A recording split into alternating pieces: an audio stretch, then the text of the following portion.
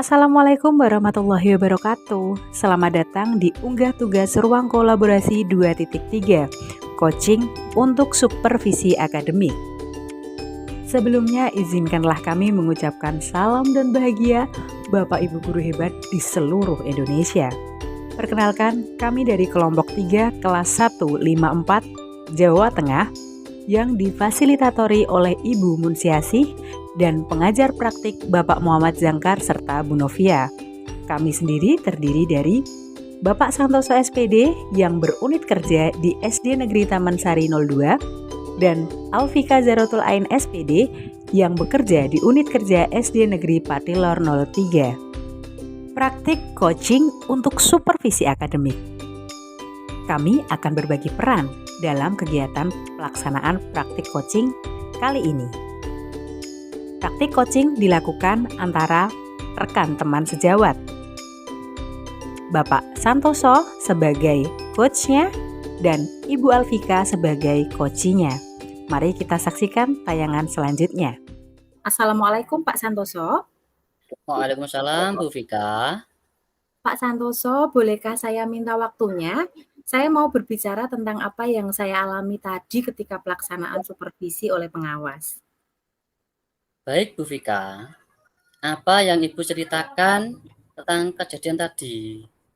Begini Pak, saya baru saja mendapatkan teguran dari kepala sekolah yang menerima laporan dari Bapak pengawas sekolah ketika melakukan supervisi saat saya mengajar, Pak. Nah, pengawas tersebut melakukan supervisi itu tampaknya keberatan melihat saya mengajar karena pada saat saya mengajar itu saya tidak menggunakan buku teks, Pak. Saya mengajar dengan memanfaatkan sumber belajar yang lainnya. Nah, ketika itu saya sempat diingatkan oleh pengawas saya. Tetapi saya menyampaikan bahwa meskipun saya tidak mempergunakan buku teks, saya tetap mengacu pada kurikulum yang berlaku. Tetapi sepertinya Bapak pengawas itu tersinggung. Kemudian beliau memberikan laporan tentang hal itu kepada kepala sekolah saya. Oh, begitu Bu. Kira-kira hambatan apa yang menyebabkan Ibu tidak menggunakan buku teks? Saya memang terbiasa mengajar seperti itu, Pak. Jadi sebelum saya mengajar, itu saya pastikan untuk bisa menguasai materi. Apa kelebihan yang dirasakan Ibu saat tidak menggunakan buku teks? Ketika saya mengajar tidak mempergunakan buku teks itu, saya akan lebih bebas dalam menyampaikan materi, Pak. Kemudian hal tersebut mampu menjadikan saya mengimplementasikan pembelajaran sesuai dengan pembelajaran Merdeka Mengajar. Kalau boleh tahu, pada saat mengajar, Ibu menggunakan sumber belajar apa? Banyak, Pak. Saya mengajar itu mempergunakan internet, kemudian ada e-book, buku elektronik, kemudian saya juga mencari video-video yang bersumber dari kanal YouTube dan artikel ilmiah, Pak, yang berasal dari internet. Seperti itu. Menurut Ibu, apakah menggunakan buku teks dapat menghambat eksplorasi murid? Kalau menurut saya ya Pak, penggunaan buku teks itu tidak menghambat eksplorasi murid, bahkan malah bisa menjadi referensi yang bisa memperkaya literasi murid untuk mengeksplor materi pembelajarannya. Ya, saya setuju dengan Ibu Vika. Semua bisa kita jadikan sumber belajar. Semakin banyak yang kita gunakan, semakin baik sumber belajar itu untuk mengajari anak.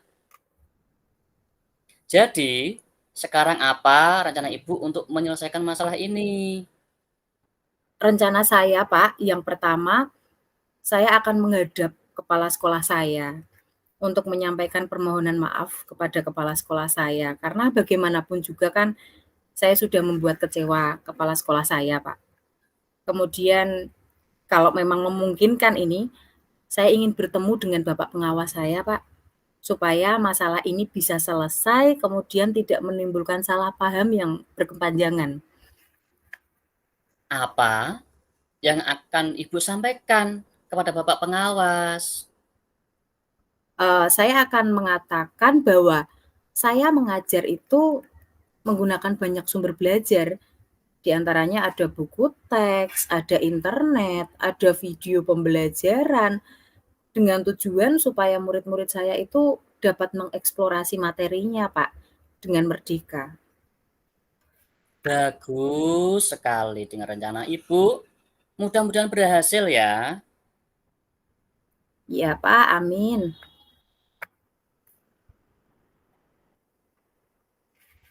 Apa komitmen Ibu terhadap rencana Ibu ini? Saya memiliki komitmen, saya berkomitmen juga untuk selalu membuat rencana pembelajaran, Pak, yang menggunakan banyak sumber belajar untuk mengeksplorasi materi, sehingga nantinya murid-murid saya itu dapat menjalankan merdeka belajar. Dan saya akan berusaha membuat murid-murid saya senang dalam kegiatan eksplorasi materi. Tanpa ada unsur paksaan, kemudian saya akan menyerahkan pemilihan sumber belajar itu kepada murid-murid saya. Wah, bagus sekali, Bu. Saya sangat mendukung. Mudah-mudahan semua berjalan lancar ya, Bu, sesuai harapan. Kita berdoa saja ya, Bu. Amin. Terima kasih ya Pak Santoso atas waktunya yang diberikan kepada saya untuk sharing. Mudah-mudahan nantinya kita bisa menjadi guru yang dirindukan oleh murid-murid kita. Iya, Amin. sama-sama. Amin. Nih, kalau begitu saya permisi dulu ya Pak. Selamat Eh, sore. Assalamualaikum. Iya, silakan. Hati-hati di jalan. Waalaikumsalam. Untuk praktik yang kedua, kita akan bertukar peran, di mana Ibu Alfika sebagai coachnya, kemudian Bapak Santoso sebagai coachingnya. Mari kita saksikan videonya. Assalamualaikum Pak Santoso. Waalaikumsalam, Bu Vika. Apa kabar? Alhamdulillah, kabar baik. Pak Santoso sendiri bagaimana kabarnya? Alhamdulillah, agak kurang baik, Bu. Duh, ada apa Pak? Saya perhatikan Bapak baik-baik saja loh. Itu dia, Bu. Apa Bu Vika ada waktu sekarang? Monggo, saya ada waktu Pak. Ada apa ya Pak? Kalau Bu Vika ada waktu, saya mau curhat. Kebetulan anak-anak juga waktunya pendidikan agama Islam. Tapi ini membutuhkan waktu waktu yang agak lama. Oh begitu. Tidak apa-apa Pak. Monggo. Bagaimana kalau kita bisa ngobrolnya sekarang saja, mumpung panjenengan kan juga lagi ada jam agama. Wah, ide yang bagus, Bu. Oke. Ya, kita ke kantin dulu ya, Bu ya. Jih, ayo. Coba sekarang Bapak ceritakan apa yang Bapak rasakan sekarang. Begini loh, Bu Vika. Saya itu bingung. Mau mulai dari mana ya? Bingung waktu itu.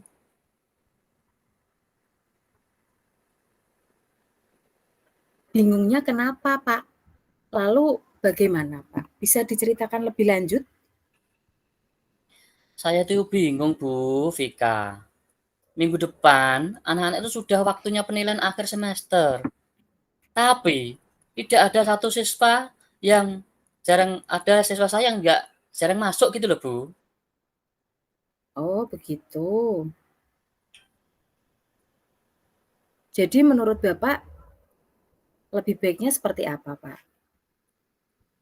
Ya, saya khawatir kalau ketinggalan pelajaran, Bu. Hmm, begitu. Iya Pak.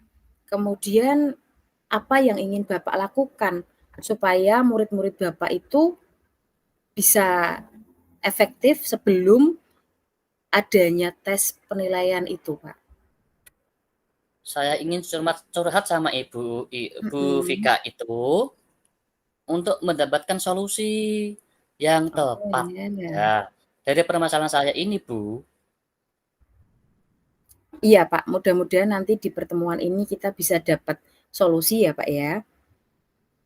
Iya, terus terang Bu, saya kepikiran terus sama satu siswa yang jarang masuk sekolah ini, di kelas ini Bu. Kalau seperti itu, apa hambatan? Sebentar, ini rekamannya. Oke. Kalau seperti itu, apa hambatan Bapak untuk membuat siswa tersebut masuk sekolah? Jadi begini Bu Vika, siswa saya ini kalau di rumah disuruh menjaga adiknya yang masih balita sama orang tuanya. Jadi dia tidak bisa pergi ke sekolah. Lalu bagaimana pendapat Bapak terkait hal tersebut?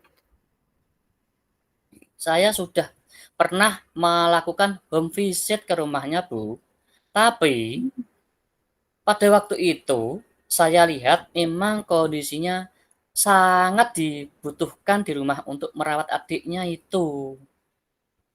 Kalau seperti itu, lalu bagaimana cara Bapak untuk mengatasi masalahnya?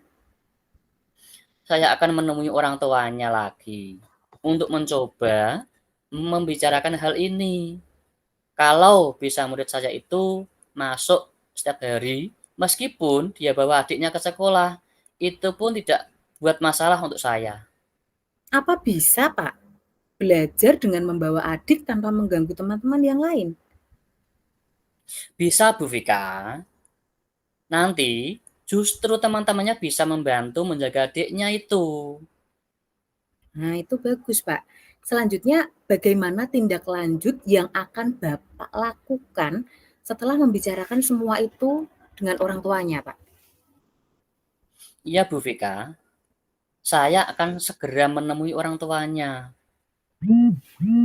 Laila lalu untuk membicarakan dan berusaha memberikan materi kepada secara langsung, daring juga bisa, biar dipelajari di rumah, sehingga dia tidak ketinggalan pelajaran, Bu. Siapa yang bisa Bapak libatkan untuk membantu mewujudkan tujuan belajar Bapak? Saya akan melibatkan anak-anak kelas 6 dan bekerja sama dengan orang tuanya.